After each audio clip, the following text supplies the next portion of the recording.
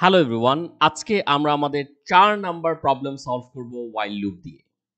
So চলুন বরাবরের মতো কোয়েশ্চেনটা দেখব। কোয়েশ্চেনে কি বলেছে? Write a program that uses A while loop to find the some of digits of a given number. খেয়াল করুন আমার কাছে কিন্তু একটা নাম্বার ইনপুট হিসেবে দেওয়া আছে। এখানে n বলছে। তার মানে ইউজার থেকে যদি আমি n নিতাম কি হতো? আর এক্সাম্পলে যদি আমি দেখাই, এক্সাম্পলে n এর ভ্যালু হচ্ছে 1 2 3। এটা ইউজার দিয়েছে n এর ভ্যালু। এবং আমাকে যে কাজটা করতে হবে, আমাকে 1 প্লাস 2 প্লাস 3 এটা করে দেখাতে হবে। এখন আমাকে যদি এই 1 2 3 থেকে 1 প্লাস 2 প্লাস 3 করতে হয়, তার মানে অবশ্যই আমাকে প্রত্যেকটা নাম্বার আলাদা আলাদা ভাবে পেতে হবে, রাইট? সো এখানে কয়েকটা জিনিস আমি আপনাদেরকে দেখাবো, যেটা এই ধরনের প্রবলেম সলভ করার আগে জানা উচিত। সো চলুন শুরু করা যাক। যদি আমার কাছে এরকম একটা সংখ্যা থাকে, ধরুন আমি একটা ভ্যারিয়েবল নিয়েছি নাম্বার নামে, সেখানে আমি সিম্পলি লিখলাম 1 2 3 4। আমাদের যে স্যাম্পল ছিল সেই স্যাম্পলে 1 2 3 আছে, বাট আমি এখানে 1 2 3 4 নিলাম একটা বিশেষ জিনিস দেখানোর জন্য। সো আমি সিম্পলি এখানে প্রিন্ট করি system dot out dot print line, এবং এখানে আমি যেটা করব, আমি আমার নাম্বারটাকে মড করব হচ্ছে 10 দিয়ে। আমি কিন্তু মড করছি এই একই জিনিস, এই একই নাম্বারটাকে আমি ভাগ করব হচ্ছে 10 দিয়ে। একবার মড করলাম, একবার ভাগ করলাম। পুরো ক্যালকুলেশনটা আমরা আপনাদেরকে স্ক্রিনে দিয়ে দিব, সো আপনারা আরো একটু বেটার ভাবে বুঝতে পারবেন। সো আলটিমেটলি আসলে আমি এখানে কি করছি, আমি 1 2 3 4 তাকে মড করছি 10 দিয়ে।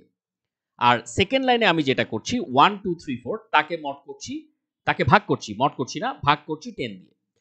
সো যখনই আমি কোনো একটা সংখ্যাকে 10 দিয়ে মড করব, হিসেব অনুযায়ী আমার পাওয়ার কথা শুধুমাত্র লাস্টের ডিজিটটা। কত দিয়ে মড করলে? 10 দিয়ে মড করলে আমি কি পাবো? লাস্টের ডিজিটটা। সেই একই সংখ্যাকে আমি যদি 10 দিয়ে ভাগ করি, তখন আমি কি পাবো? তখন আমি লাস্টের ডিজিটটা বাদে বাকি যে অংশটুকু আছে, দ্যাট মিন্স এখানে কিন্তু লাস্টের ডিজিট ছিল 4, সো আমি 4 বাদে আমার থাকে হচ্ছে 1 2 3, এইটুকু অংশ আমি পাবো। ঠিক আছে, এটার ক্যালকুলেশনটা আমরা স্ক্রিনে আপনাদেরকে দেখিয়ে দিচ্ছি। এটাকে আমি যদি এখন রান করি, দেখি তো আমি কি আসলে ঠিকঠাক মতো আউটপুট পাচ্ছি কিনা। দেখতে পাচ্ছেন আমি যা বলেছিলাম 4 পেয়েছি, 1 2 3 পেয়েছি। তার মানে কি? তার মানে হচ্ছে আমি খুব সহজেই এইভাবে লাস্টের ডিজিটটা খুলতে পারলাম এবং ফার্স্টের দিকে অংশও খুলতে পারলাম। এখানে কিছু কাহিনী আছে। অনেকে হয়তো এখানে প্রশ্ন করতে পারে, আচ্ছা আপনি তো 10 দিয়ে মড করেছেন, আপনি যদি 100 দিয়ে মড করতেন তখন সিনারিওটা কি হতো? আপনি যদি 100 দিয়ে ভাগ করতেন তখন সিনারিওটা কি হতো? সহজ। যখন আমি 10 দিয়ে মড করেছিলাম তখন কিন্তু আমার লাস্ট থেকে একটা নাম্বার শুধু খুলেছিল, তাই না? আবার আমি যখন 10 দিয়ে ভাগও করেছিলাম তখন আমার কি হয়েছিল? লাস্ট থেকে একটা নাম্বার বাদ গিয়েছিল। এখানে যেমন আমি দেখতেই পাচ্ছি লাস্ট থেকে একটা একটা একটা বাদ গিয়েছিল ভাগের ক্ষেত্রে, এবং মডের ক্ষেত্রে লাস্ট নাম্বারটা খুলেছিল। এখন আমি যখন 100 দিয়ে মড করব, খুব স্বাভাবিকভাবেই আমার লাস্ট থেকে দুইটা নাম্বার খুলবে। সো এটা আসলে হবে 34। এবং আমি যখন আবারও 100 দিয়ে ভাগ করব, তখন কিন্তু লাস্ট থেকে 34 বাদে যতটুকু আছে, দ্যাট মিন্স 1 আর 2 থাকবে। ঠিক আছে? সো ভাগের ক্ষেত্রে লাস্ট থেকে দুইটা নাম্বার চলে যাবে। আগে যেমন একটা নাম্বার যাচ্ছিল, এক্ষেত্রে দুইটা নাম্বার যাবে। সো আপনারা বুঝতেই পারছেন। আমি যদি এখানে এটাকে একটু একটু রান করেই দেখাই, তাহলে কোনো কনফিউশন থাকবে না। আমি এটাকে আরেকবার একটু ভালোভাবে রান করে দেখাই। দেখতে পাচ্ছেন 34 আর 12।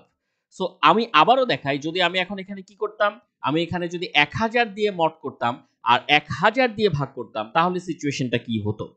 তার মানে আমি এখানে 1000 বসাবো আর এই জায়গায় 1000 বসাবো। আমাদের হিসেব কি? আমাদের হিসেব হচ্ছে আমি যখন 10 দিয়ে আমি মড করেছিলাম, লাস্ট থেকে একটা নাম্বার খুলেছিল। আমি যখন 100 দিয়ে মড করেছিলাম, লাস্ট থেকে দুইটা নাম্বার খুলেছিল। তাহলে আমি যখন 1000 দিয়ে মড করব, অবশ্যই লাস্ট থেকে কি হবে? তিনটা নাম্বার খুলবে। সো সেই হিসেবে এটার আউটপুট আসা উচিত 2 3 4। আর ভাগের ক্ষেত্রে কি ছিল? আমি যখন 10 দিয়ে ভাগ করেছিলাম, লাস্ট থেকে একটা নাম্বার চলে গিয়েছিল। আমি যখন 100 দিয়ে ভাগ করেছিলাম, লাস্ট থেকে দুইটা নাম্বার চলে গিয়েছিল। এখন আমি যখন 1000 দিয়ে ভাগ করব, তখন লাস্ট থেকে তিনটা নাম্বার চলে যাওয়া উচিত। তার মানে লাস্টে শুধুমাত্র 1 থাকা উচিত। সো আমি এখন এটাকে সেভ করব এবং আমি এটাকে কম্পাইল করে দেখি কি অবস্থা। কম্পাইল করছি। আমি এটাকে আরেকবার একটু কম্পাইল রান করি। এই যে দেখতে পাচ্ছেন? সো 2 3 4 এবং আমি আলটিমেটলি এখানে কি পাচ্ছি 1 পাচ্ছি। সো এই ক্যালকুলেশনটা কিন্তু আপনার একটু মাথায় রাখতে হবে। কেন? কারণ এই প্রবলেম সলভ করতে গেলে এই ক্যালকুলেশনটা লাগবে। এখন চলুন প্রবলেমটা সলভ করে দেখি যে কি অবস্থা। সো আমি একটা কাজ করি, যেহেতু এখানে সামের ব্যাপার আছে, কোয়েশ্চেনে আমরা সাম দেখতে পাচ্ছি, যেহেতু এখানে সামের ব্যাপার আছে, সো আমরা একটা কাজ করি, আমরা এই নাম্বারের সাথে একই সাথে আমরা একটা ভ্যারিয়েবল নিয়ে বসে থাকি, যেটার নাম হচ্ছে সাম, এবং যেখানে ভ্যালু হিসেবে আছে কত? সিম্পলি 0, আর কিছু না, সিম্পলি 0। ভালো কথা। এখন আমি একটা কন্ডিশন লিখব। কি কন্ডিশন? যতক্ষণ পর্যন্ত আমার নাম্বারটা, আমি নাম্বারটাকে একটু কমিয়ে দেই, যেহেতু আমার কোয়েশ্চেনে 1 2 3 আছে, আমি বোঝানোর জন্য 1 2 3 4 করেছিলাম, একটু কমিয়ে দিলাম। এখন আমি এখানে একটা কন্ডিশন লিখব, যতক্ষণ পর্যন্ত আমার নাম্বারটা 0 থেকে বড় থাকবে ততক্ষণ পর্যন্তই কিন্তু আমি লুপটা কন্টিনিউ করব। ঠিক আছে? ততক্ষণ পর্যন্ত, এর পরবর্তীতে না। সো আমি একটা কাজ করি, আমি এখানে সিম্পলি একটা জিনিস লিখি, এটা আপনাদেরকে আমি এখন বোঝাচ্ছি। আমি প্রথমে একটা কাজ করি, আমি এখানে লিখবো হচ্ছে ধরুন এরকম লিখতে পারি, ইন্ট ডিজিট। আমি একটা একটা করে ডিজিট খুলবো। সো আমি এখানে সিম্পলি লিখি int digit equals to number mod 10, number mod 10। আর কি করছি? আর এখানে লিখবো number equals to number divided by 10। আমরা কিন্তু তাই করেছিলাম, তাই না? মড করেছিলাম একবার, ডিভাইডেড করেছিলাম একবার। এর মাঝখানে আমি একটা ছোট্ট লাইন দিব, সেটা হচ্ছে sum equals to sum plus digit. এখন এটা কেন দিচ্ছি আসলে, এবার আপনাদেরকে একটু বুঝাই। প্রথমেই আমার টার্গেট কি? আমার টার্গেট হচ্ছে আমি এখানে চেক করব যে আমার নাম্বার ছিল 1 2 3, এটা কি 0 থেকে বড় আছে কিনা। 0 থেকে বড় থাকাটা হচ্ছে বড় ব্যাপার, তাহলে আমি কাজ করতে পারবো, নাহলে আমি প্রসিড করব না। সো এখন আমি কি করলাম, আমি একটা ভ্যারিয়েবল নিলাম যার নাম হচ্ছে ডিজিট, এবং সেখানে আমি একটা ক্যালকুলেশন করেছি, আমার নাম্বারটাকে আমি মড করেছি 10 দিয়ে। তাহলে আলটিমেটলি আমি কি বলেছি, আমরা যখন 10 দিয়ে মড করি লাস্টের ডিজিটটা কিন্তু পাই, 100 দিয়ে করলে লাস্টের দুইটা ডিজিট। সো এখানে 10 দিয়ে মড করেছি, আমি 3 খুলে পেলাম। রাইট? আমার মেইন টার্গেট হচ্ছে এখানে ভ্যালুগুলোকে একটা একটা করে খোলা, কারণ ভ্যালুগুলো তো জোড়া লাগানো অবস্থায় আছে, আমাকে তো প্রথমে সেগুলো খুলতে হবে। সো আমি কিন্তু ভ্যালুগুলো খুললাম, হ্যাঁ আমি লাস্ট থেকে ভ্যালুগুলো খুললাম, এটা এখানে ম্যাটার করছে না। এরপর কি করলাম, সিম্পলি একটা ভ্যারিয়েবল নিয়েছি সাম, সেখানে 0-র সাথে আমি প্রথমে 3 কে অ্যাড করছি, তাহলে আলটিমেটলি আমার অ্যান্সার আসবে 3। সো আপনারা বুঝতেই পারছেন যে কিভাবে আমি ক্যালকুলেশনটা করলাম। এটাকে আমি 10 দিয়ে মড করলাম, 3 পেলাম, সেই 3কে আমি সামের সাথে যোগ করলাম। যেহেতু আপনারা ক্যালকুলেশনটা দেখে ফেলেছেন, সো আমি এইটুকু অংশ মুছে দেই, তাহলে জিনিসটার কমপ্লেক্সিটি একটু কমবে। সো আমি এই জিনিসটা মুছে দেই, সাম এখন 3 আর ডিজিটও এখন কিন্তু 3, সিম্পলি 3। ভালো কথা। এখন আমরা এখানে আসি, এখানে এসে আমরা কি করছি, number equals to 123 divided by 10। আমি আপনাদেরকে কি বলেছিলাম, যে আমি যদি 10 দিয়ে ডিভাইড করি, লাস্টের ডিজিটটা বাদে বাকিটুকু আমাকে দেবে। রাইট? লাস্টের ডিজিটটা বাদে বাকিটুকু হচ্ছে 12। যদি আমি 100 দিতাম এখানে, তাহলে কিন্তু সে এখানে 1 দিত।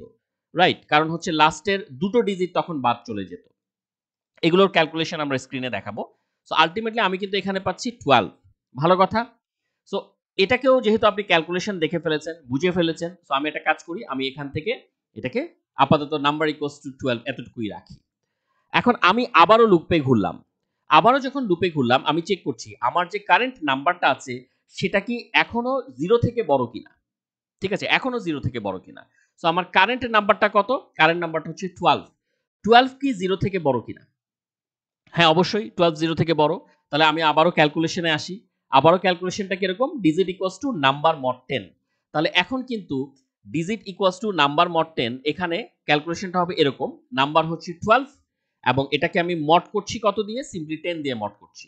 তাহলে 12 মড 10, এটার আল্টিমেট অ্যান্সার লাস্ট নাম্বারটা, সো এটা হবে 2। ভালো কথা। সামে আগে ছিল 3, এটার সাথে আমি এখন যোগ করছি 2, কাজেই সাম হয়ে গেল 5। ওকে। এখন নাম্বারের ক্যালকুলেশনে আসি। নাম্বার কত? নাম্বার 12। 12 কে কত দিয়ে ডিভাইড করছি? 10 দিয়ে ডিভাইড করছি। কাজেই আলটিমেটলি 12 কে যদি 10 দিয়ে ডিভাইড করি, আমি কত পাবো? লাস্টের নাম্বার বাদে বাকি যতটুকু অংশ থাকে, দ্যাট মিন্স 1 পাবো। সো যেহেতু আপনারা ক্যালকুলেশন দেখতে পাচ্ছেন, আমি আগের মতোই করে দিই। এটাকে আমি এখান থেকে সরিয়ে দেই। সামটা থাকুক, আমরা বাকিটুকু অংশকে এখান থেকে সরিয়ে দেই এবং আমরা এটাকে আবারও লুপে ঘুরাই। সো আমি ঠিকই 10 নাম্বার লাইন থেকে 6 নাম্বার লাইনে চলে যাব। আমার কারেন্ট নাম্বারের ভ্যালু কত? সিম্পলি 1। সো আমি 1 নিলাম, 1 কি গ্রেটার দ্যান 0 কিনা? ইয়েস, 1 কিন্তু এখন গ্রেটার দ্যান 0। তাহলে ক্যালকুলেশনে আবার যাই। তাহলে আমার নাম্বার কত? 1। সেটাকে আমি মড করছি কত দিয়ে? 10 দিয়ে মড করছি। আচ্ছা, এখন আপনারা আমাকে বলুন তো 1 mod 10 মানে কি? 1 mod 10 মানে হচ্ছে আমি যদি কোনো একটা ছোট সংখ্যাকে তার চেয়ে বড় সংখ্যা দিয়ে মড করি, এগুলো ম্যাথমেটিক্যাল ক্যালকুলেশন। কোনো একটা ছোট সংখ্যাকে তার চেয়ে বড় সংখ্যা দিয়ে মড করি, আল্টিমেটলি কিন্তু আমি ছোট সংখ্যাটাকেই পাবো। ঠিক আছে? এটা কিন্তু আপনারা ক্যালকুলেশন করে দেখতে পারেন যে আমি যদি 3 mod 10 করতাম তাহলে কত পেতাম? আমি যদি 5 mod 10 করতাম তাহলে কত পেতাম? একটা ছোট সংখ্যাকে তার চেয়ে বড় সংখ্যা দিয়ে মড করছি। আল্টিমেটলি কিন্তু আমি সেই ছোট সংখ্যাটাই পাবো। সো এক্ষেত্রেও আসলে ক্যালকুলেশন তেমন একটা দরকার নেই। আমি বুঝতেই পারছি যে আমি এখানে 1 পাবো। তাহলে সাম আগে ছিল 5। ঠিক আছে? এতটুকু অংশ কেটে দেই। আগে ছিল সাম 5। আমি এখন 5 এর সাথে কাকে এড করব?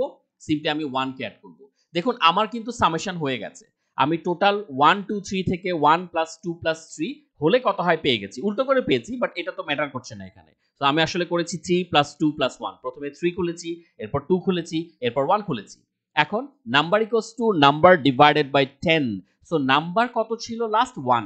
1 কে যদি আপনি 10 দিয়ে ডিভাইড করেন, আপনি একটু বাসায় করে দেখতে পারেন, আলটিমেটলি কিন্তু আপনি এখানে 0 পাবেন।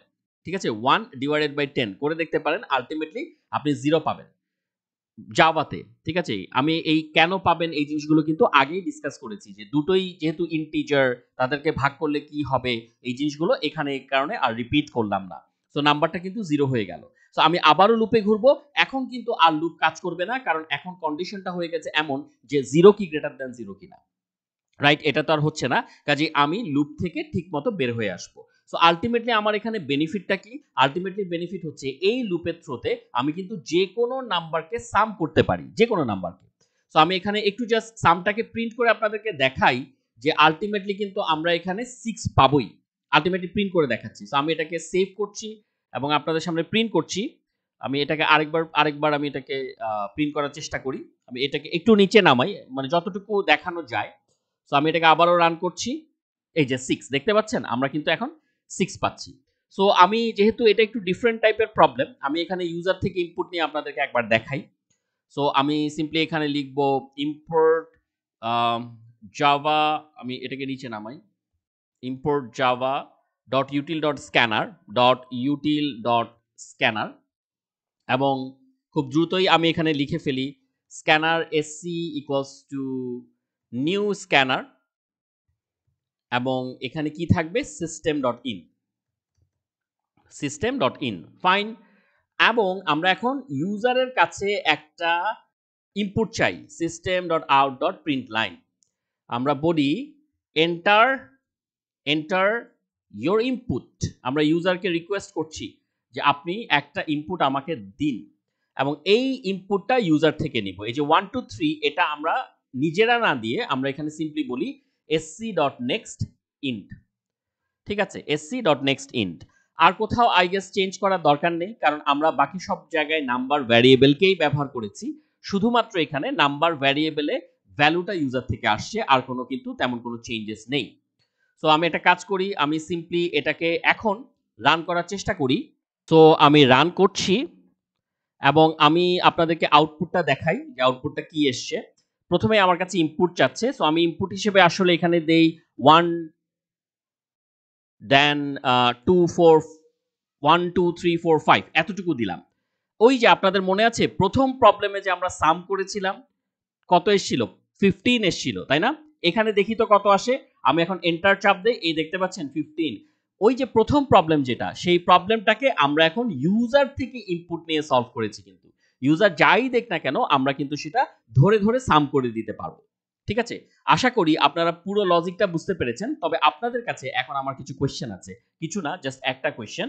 আমার কোয়েশ্চেনটা হচ্ছে এটা যে আমি যদি এখানে number equals to number divided by 10 এটা যে করলাম, এই কাজটাতে আমি এই 13 নাম্বার লাইনে যদি নাম্বার ভ্যারিয়েবলটা না নিয়ে অন্য কোনো ভ্যারিয়েবল দিতাম, সেম ভ্যারিয়েবল, আমি কিন্তু ওয়াইলে যেই ভ্যারিয়েবল দিয়েছি 13 নাম্বার লাইনের লেফটেও কিন্তু একই ভ্যারিয়েবল দিয়েছি। তার মানে নাম্বারটা 10 দিয়ে ডিভাইড হয়ে যা থাকছে সেটা কিন্তু নাম্বার ভ্যারিয়েবলেই স্টোর হচ্ছে। আমার প্রশ্ন হচ্ছে আমি যদি এখানে নাম্বার ভ্যারিয়েবল না দিয়ে অন্য যে কোনো ভ্যারিয়েবল দিতাম, যে কোনো ভ্যারিয়েবল ধরলাম, আমি এখানে দিলাম একটা ভ্যারিয়েবল নাম হচ্ছে টোটাল বাই স্টোর। ঠিক আছে? যে কোনো ভ্যারিয়েবল আমার ইচ্ছা মতো। তাহলে কি কোডটাতে কোনো সমস্যা হতো কিনা আপনারা অবশ্যই এটা আমাদেরকে কমেন্ট করে জানাবেন। এখানে একটা ক্যাচ আছে, ঠিক আছে? সো আপনার মন মতো যে কোনো একটা ভ্যারিয়েবল, 12 নাম্বার লাইনের কথা বলছি না, কিন্তু 11 নাম্বার লাইনের কথা বলছি না, বলছি 13 নাম্বার লাইনের লেফট পোর্শনের কথা। 13 নাম্বার লাইনের লেফট পোর্শন, আমি কিন্তু ইকুয়ালস টু রাইট সাইডের কথাও বলছি না, বলছি লেফট পোর্শনে আমি যদি নাম্বার ভ্যারিয়েবল ব্যবহার না করে অন্য কোনো ভ্যারিয়েবল ব্যবহার করতাম, কোনো সমস্যা হবে কিনা অবশ্যই কাইন্ডলি আমাদেরকে আমাদের কমেন্ট বক্সে জানাবেন। Thank you so much.